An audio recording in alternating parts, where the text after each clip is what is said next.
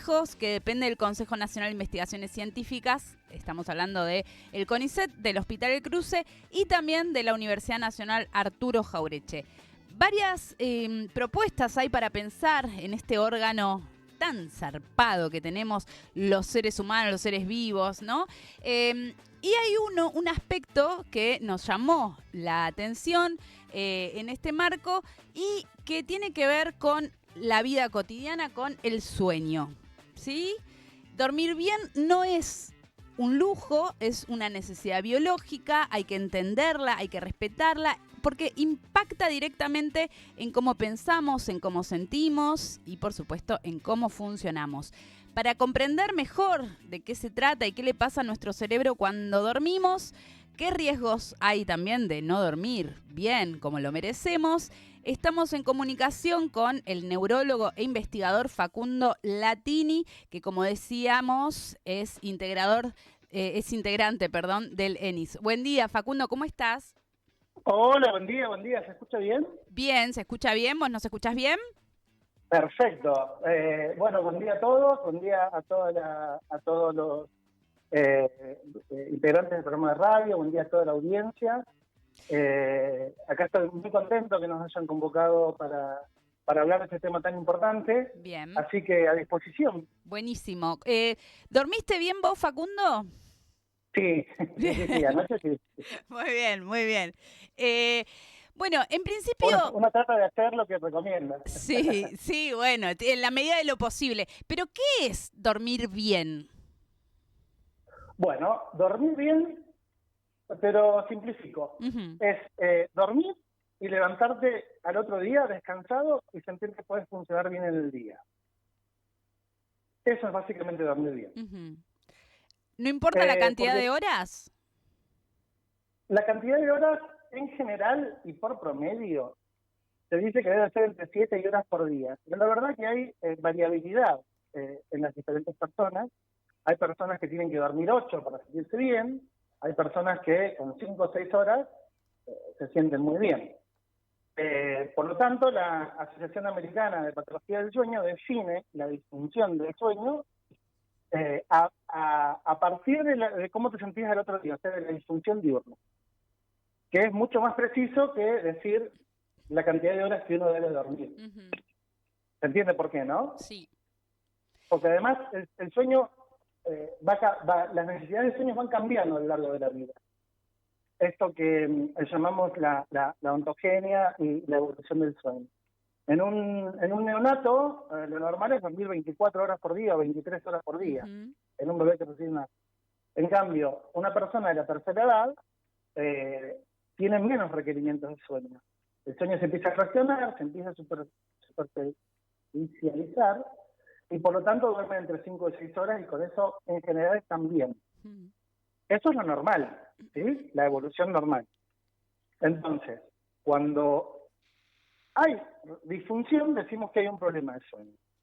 Hay algo muy importante a decir esto, que el sueño es un proceso activo y fisiológico, es decir, el cerebro no es que descansa cuando las personas están durmiendo, uh-huh, sino que por lo contrario se activan áreas y regiones cerebrales que no están activas durante la vigilia, o sea, cuando están despiertos. Uh-huh. Y esta función fisiológica del sueño es la que nos permite, por ejemplo, saber qué vamos a recordar a largo plazo y qué no. Está muy relacionada con el concepto de consolidación de la memoria, está muy relacionada con la capacidad de prestar atención el otro día. Lo primero que se altera cuando uno duerme mal es que no puede prestar atención, además. Se disminuye la cantidad de tiempo que vos podés concentrarte. Y además, en los últimos años hay una cuestión que se viene investigando que tiene que ver con el sistema linfático. Históricamente se decía que el cerebro no tenía sistema linfático, no tiene un sistema linfático como tienen otros órganos del cuerpo, es una circulación que tenemos que sirve para desintoxicar, pero se ha visto que en la microanatomía del cerebro hay un linfático, y ese linfático funciona bien durante la fase 3 del sueño. es decir, durante el sueño profundo. Y que ese linfático funcione bien tiene que ver con la aparición de dementes. Es decir, las personas que no tienen una buena calidad de sueño durante su adultez tienen mucho más riesgo de ir a una enfermedad de Alzheimer, justamente por este mecanismo del linfático. Así que el dormir bien ya se convierte en un tema de salud pública, ¿sí? Y epidemiológico. Tiene que ver con todo. Me quedé pensando, Facundo, al comienzo de la explicación más o menos, cuando dijiste que el cerebro no descansa cuando estamos dormidos. ¿El cerebro descansa en algún momento entonces o no? Al igual que el corazón, el cerebro no descansa. El corazón no descansa nunca. Por suerte. Cuando descansó, te fuiste para otro lado. te fuiste con San Peter. Así que, bueno, el cerebro no es que no descansa, pero activa diferentes áreas, diferentes regiones que no están activas durante cuando uno está despierto y que se activan durante el sueño. Y obviamente si hay un descanso de las áreas que vos utilizás cuando estás despierto, es decir, la conciencia de sí mismo, la atención, la working memory, la memoria de trabajo, esas cosas sí descansan. Pero hay otros procesos que son activos que tienen que ver con comunicaciones entre las estructuras inferiores, como los ganglios de la base y la corteza, en el cual se producen procesos activos de consolidación de la memoria y mejoría del clearance cognitivo, además que se liberan un montón de hormonas. Y además el cerebro, en algunas fases del sueño, sobre todo en la fase REM, le da la orden al cuerpo que tiene que entrar en atonía, es decir, pone los músculos relajados y hace relajar todos los músculos del cuerpo, excepto los respiratorios, claro. Bien, entonces todos los demás sí descansan.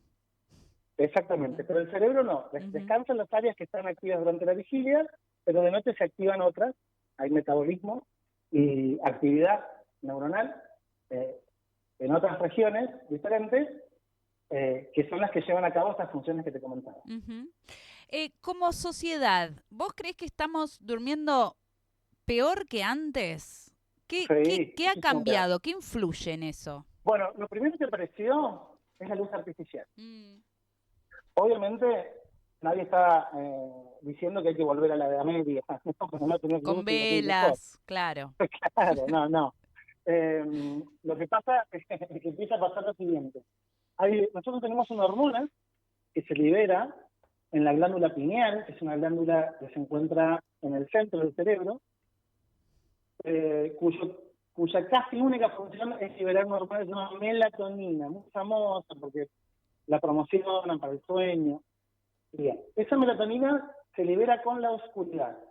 Y en los seres humanos nos predispone al sueño, además de tener otras funciones hormonales y coordinar los ritmos biológicos.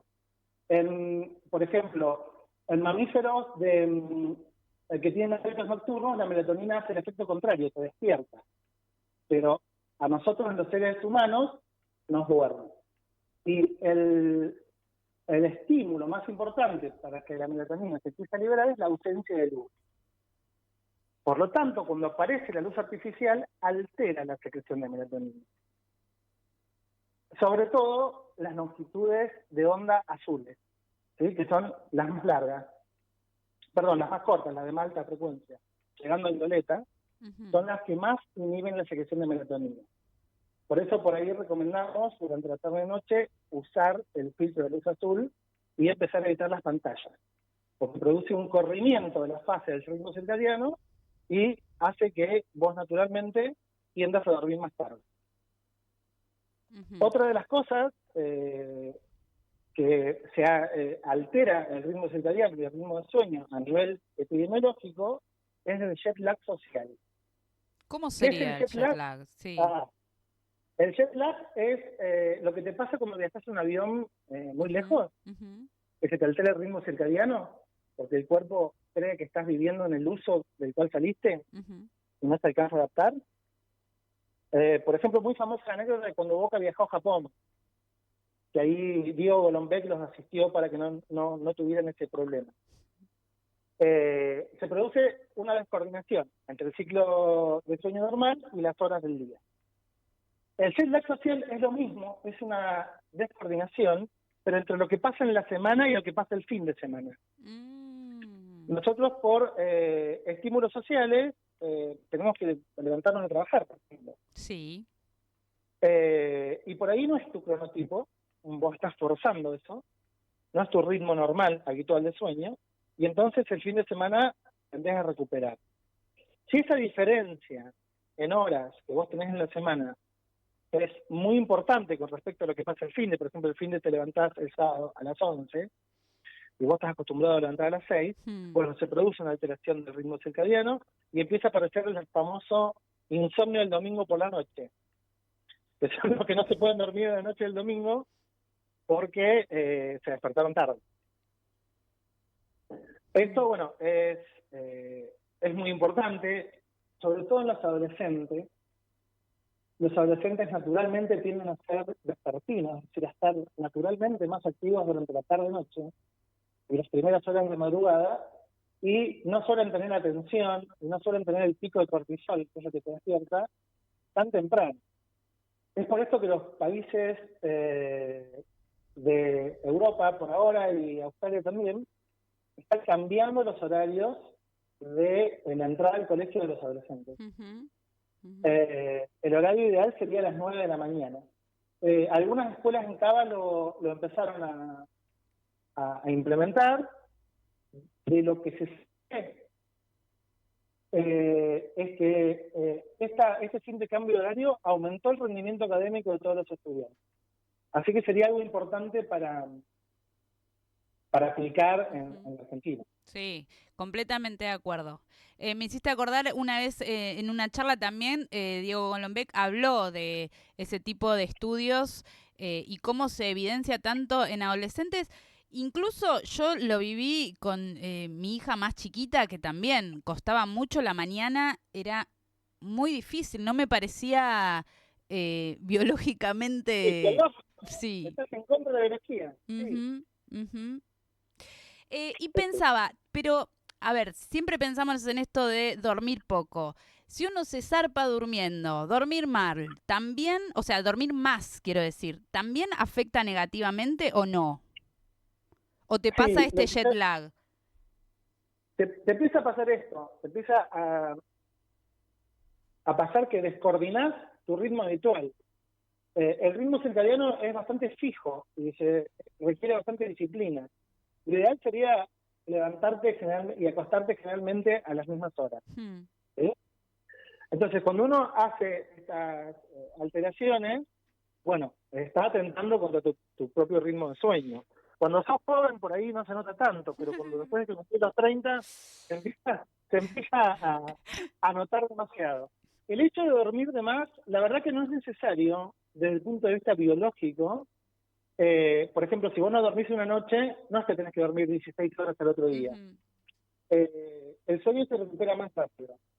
Lo que ha visto es que personas que duermen mucho o tienen una hipersomnia o tienen un cuadro ansioso depresivo que los obliga a dormir mucho, pero el dormir de más tampoco se relaciona con una mejor performance cognitiva al otro día. ¿Sí? Es dormir lo que uno tiene que dormir. Si vos dormís de más también, vas a estar lento, vas a estar cansado, incluso irritable por eso. ¿Y con la siesta? ¿Qué pasa con la siesta? Este proceso que yo te decía Sí. activo, el cerebro se pasa de revoluciones, entonces tampoco sirve, necesitas el tercio de sueño y los 2 tercios de vigilia. ¿Sí? ¿Qué pasa con la siesta? Bueno, interesante. Yo soy de San Luis, o sea, acá la siesta es prácticamente obligatoria. Si te laburar a esa hora no sale el gato.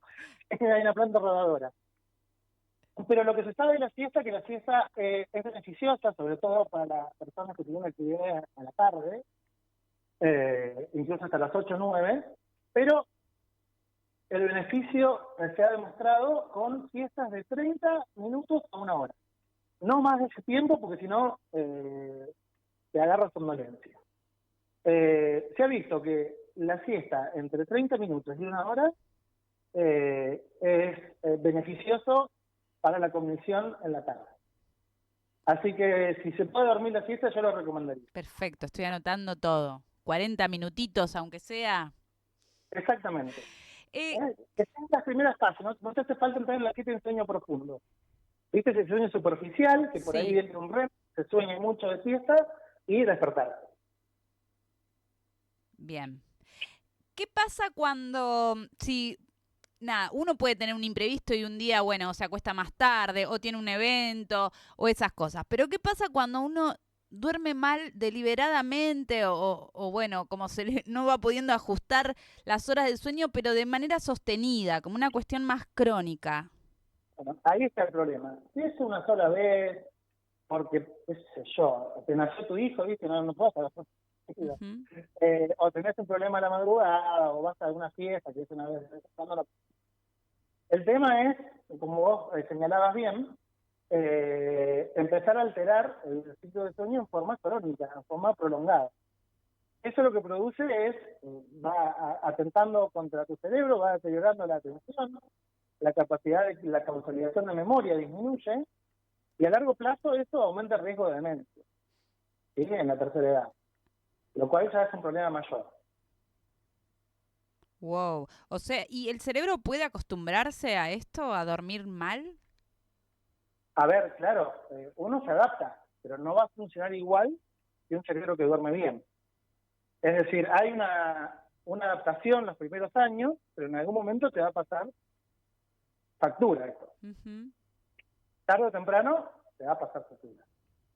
Sí, el cerebro tiene mecanismos de adaptación a esto, pero lo estás haciendo trabajar mal. Es como si comieras con muchísima sal. Uh-huh. El cuerpo tiene forma de compensarlo, pero estás sobrecargando el riñón y tu sistema circulatorio. Uh-huh. Es decir, tarde o temprano si seguís comiendo con barbaridades de sal, vas a sentir las consecuencias. Bueno, con el sueño pasa algo parecido. Uh-huh. Y al revés, con el insomnio, ¿por qué Bueno, se no, da bueno, el insomnio? el insomnio tenemos dos tipos. Tenemos los insomnios primarios, que es una alteración propia del sueño, y los insomnios secundarios, que son los más frecuentes. El insomnio secundario generalmente es asociado a cuestiones o ansiedad aguda o a trastorno de ansiedad y depresión. Después de la pandemia tenemos altísima incidencia de depresión y ansiedad en la población general, así que esto lo estamos viendo mucho. Y después está el trastorno primario de sueño, que son gente que ya de adolescente duermen poco tiempo y tienen la disfunción diurna. Acordate que el concepto importante del insomnio es dormir y sentir que no estás descansado. Uh-huh. La Eh, clásica. Exactamente. A esas personas, o sea, las personas que tienen insomnio secundario por ansiedad, hay que tratar el trastorno de ansiedad. Y, bueno, sea lo que corresponda. Tratamiento médico, psicoterapia, actividad física. Y el insomnio primario sí se debe tratar. La primera línea de tratamiento para toda alteración del sueño son las medidas de higiene del sueño, que son súper importantes. ¿Qué sería la Y con higiene medidas, del sueño? si con las medidas de higiene del sueño no funciona, vamos a medicación. Ajá. Las medidas de higiene del sueño son un grupo de consejos o de tips, podemos Uh-huh. decir, que uno realiza para tener una buena calidad y estructura interna del sueño. El sueño no es solo la cantidad, sino también la estructura interna, es decir, que tenga todas las fases que tenga que tener. Uh-huh. Bien, medidas de higiene del sueño. En lo posible, levantarse y acostarse siempre a la misma hora. Evitar el uso de estimulantes después de las 6, 7 de la tarde. Eso quiere decir café, Monster, que ya están de moda entre los Ay, pibes, no. eh, chocolates, mate, cafeína, después de las 6 de la tarde. Evitar la exposición masiva a pantallas después de las 20 horas. Si tenés que hacerlo, tratá de usar el filtro de luz azul. No es lo mismo que no ver pantallas, pero es útil. Bien. Con respecto a la actividad física, se recomienda hacer una actividad física moderada en el día, para la higiene del sueño, generalmente antes de las 20, porque muchas veces hay gente que hace ejercicio de noche y se excita, se sobreexcita y no puede dormir. Y otra cosa muy, pero muy importante, que la habitación es solo para ir a dormir y a descansar. Está mal eso que de comer en la cama, no a me la noche, digas. hacer un picnic a la noche. Mirar Eso no una se debe hacer. peli, no. Claro, porque el cerebro se acostumbra a que en la cama se hace otras cosas, entonces el sueño no te viene de forma natural. Bien, hay cosas para corregir, ¿eh? Entonces, la cama solo para dormir y hacer cositas, nada más. ¿Sí? No picnic, no otra cosa, no. Bien, bien. Facundo, es muy interesante. La verdad que el tema del sueño, el cerebro a mí me llama mucho la atención, pero el sueño es realmente interesante. Yo sé que te estoy reteniendo porque tengo un montón de dudas acerca de Está bien, esto está bien. y estoy segura de que la audiencia también, acá todos los que están escuchando están así de boca abierta y pensando qué es lo que hace uno o no hace en su vida, digo, para cuidar el sueño.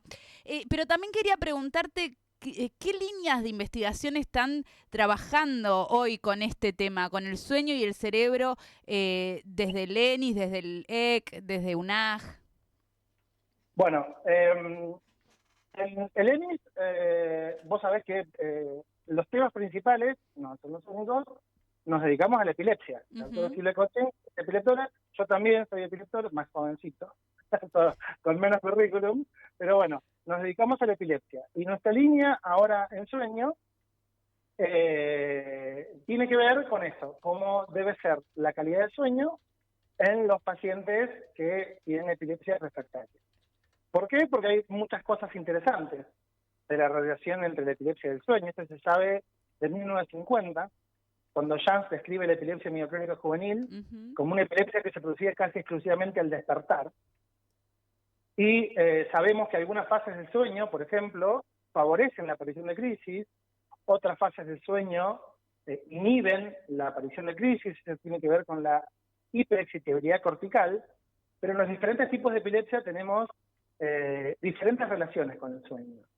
¿Sí? Por ejemplo, la epilepsia del lóbulo temporal se da generalmente más en la vigilia, la epilepsia del lóbulo frontal, hay algunas formas de epilepsia del lóbulo frontal que se dan exclusivamente durante el sueño.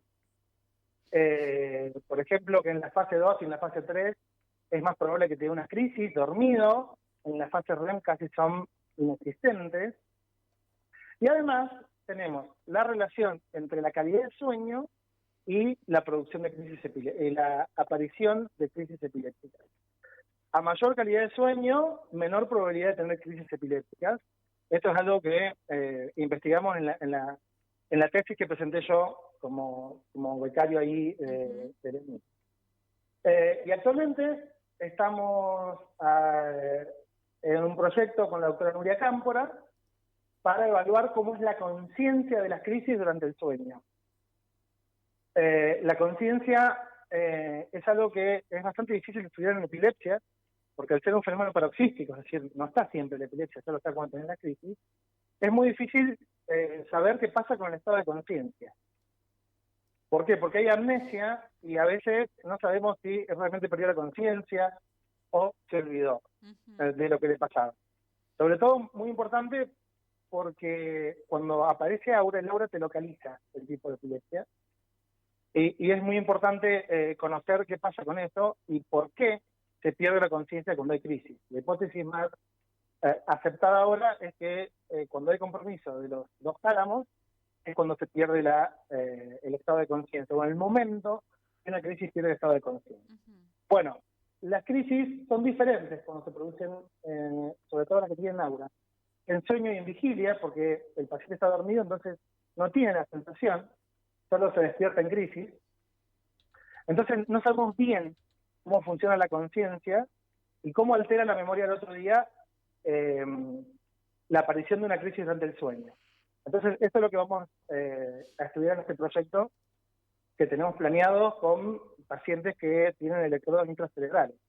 Por motivos clínicos se estudian y tienen electrodos, tienen epilepsias muy severas, intratables, y se colocan electrodos dentro del cerebro para ver cómo es la actividad del sueño en el local field potential, es decir, el potencial de campo local dentro del cerebro. Porque la mayoría de los estudios que tenemos con sueños se hace con electroencefalogramas por afuera, por escalp. Pero, ¿qué pasa con la actividad eléctrica dentro? Todavía es algo que tenemos que investigar y es lo que estamos tratando de hacer. Eso y su relación con la aparición de crisis epilépticas. ¿Y tienen por el momento datos o tendencias del locales, digamos, en relación al sueño? Bueno, sí. Ese fue el tema, justamente, me encanta que me preguntes, ese fue el tema de mi tesis.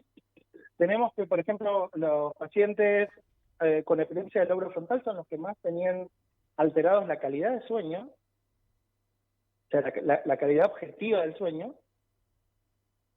Los pacientes con epilepsia del lóbulo temporal son los que más tenían somnolencia diurna. Y encontramos algo súper interesante, que es lo que estamos, bueno, ahora está medio parado todo por cuestiones que ya sabemos. Pero la tesis tiene una aplicación interesante en básica, porque nosotros descubrimos que hay una diferencia de patrón en la presión de las crisis, cuando las crisis son izquierdas o derechas. Generalmente las crisis izquierdas dominantes tienen un ritmo más característico, mientras que las crisis del lado derecho se distribuyen durante todo el día de manera similar. Entonces, una de las hipótesis que se nos planteó, que es lo que queremos plantear, es que hay uno de los hipocampos que sea dominante en cuanto a los ritmos circadianos. Es decir, el hemisferio dominante es el que maneja el ritmo de la crisis, mientras que el hemisferio no dominante no. ¿Se entiende? Esto lo sabemos porque, si bien el reloj central, el núcleo supraquiasmático, que está sobre el quiasma óptico, es decir, en el hipotálamo, cada tejido del cerebro tiene su sistema de reloj, que está determinado por genes del reloj, que son el bimal y el clock. Los tejidos periféricos tienen su reloj, que depende del reloj central, pero a veces empiezan a tomar su ritmo propio. Entonces, aparentemente o hipotéticamente, después de esta tesis, podemos plantearnos la hipótesis de que el hipocampo izquierdo se comporta dominante respecto del hipocampo derecho en el contexto de los ritmos circadianos. Bien, Facundo, no sé si comprendí todo cómo funciona, porque pero realmente entiendo el nivel de especificidad que le están dando, tal cual, está buenísimo. Bien. Así que bueno, vamos a ver, vamos a tratar de implementarlo este año, vamos a presentar los proyectos y seguir laburando, seguir para adelante. Totalmente. Bueno, primero te agradezco por toda esta charla que fue muy interesante, no solamente para conocer qué es lo que están estudiando. Hola, ¿me escuchás? Facundo. Estamos hablando con Facundo Latini. Hola. Sí, estás aquí, es neurólogo y nos está ayudando a comprender el sueño en relación al cerebro, porque estamos en la semana del cerebro y bueno, igual quedó clarísimo, parece que estamos teniendo problemas en la comunicación, pero quedó clarísimo que tanto desde su atención como su investigación, dormir bien es muy necesario. Nuestro cerebro necesita descansar, pasar por todas las fases del sueño, tal y como los explicaba, de principio a fin. No me quedaron muchas más preguntas, pobre, lo pasé por un montón de temáticas. Sin embargo, bueno, quiero agradecerle la comunicación de traer estos temas tan necesarios y tan cotidianos, digo, porque todos dormimos, espero que cada vez mejor. Facundo, ¿volviste? Sí, volvimos. Ah, buenísimo. Bueno, me queda agradecerte por explicarnos también tu trabajo diario que tiene que ver con la ciudadanía. Decía que todos dormimos, así que cuidar nuestro cerebro, cuidar nuestro sueño, pensar en la memoria y también en el bienestar emocional, intelectual. Pero quería despedirnos con una última pregunta, preguntarte, bueno, más como para que lo resumas en una frase, ¿por qué es importante dormir bien? ¿Por qué dormir bien es cuidar el cerebro? Bueno, dormir bien es cuidar el cerebro porque te va a permitir tener una mejor calidad de vida, una mejor capacidad de prestar atención, te va a potenciar tu capacidad de memoria y disminuís el riesgo de hacer una enfermedad de Alzheimer cuando seas más grande. Perfecto. Es presente y futuro el sueño. Exactamente. Gracias, Facundo, por la comunicación, No, clarísimo. cuando quieran, Yo te voy a a te vuelvo a llamar, sí. O Bueno, podés acercarte un día a la radio y seguimos charlando del sueño, que efectivamente es muy interesante. Dale. Gracias, gracias. Chao, hasta luego. Facundo Latini, neurólogo investigador del ENIS, el estudio de neurociencias y sistemas complejos, que tenemos aquí, nada más, dependiente del CONICET, del Hospital El Cruce y de la Universidad Arturo Jauretche.